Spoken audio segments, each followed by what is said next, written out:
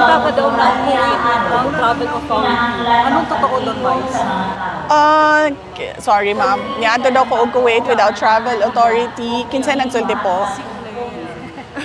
Niadto daw, pumunta daw ako ng Kuwait without travel authority, sabi ni Castro, Claire Castro.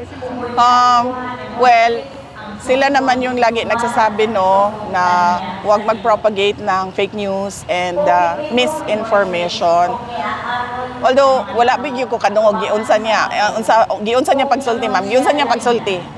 Basta yung nabayos na pumunta ka daw ng allegedly, pumunta ka daw Kuwait with ang travel authority. Okay, so alleged lang ni siya ma'am no, wala tay video recording, statement at all. Lumabas mo na po. Nagikan yun sa iyaha. And then isulti siya nga iyaha to. Okay, sige. Gusto lang ako klaroon ma'am, kaya wala maguna ako nakita. So, yes. So, ang Office of the President and ang PCO, sila man ang permi na nagasulti, no, nga dapat dili ta mag-propagate o misinformation and fake news. And there's no truth at all nga niadto ko og Kuwait without a travel authority.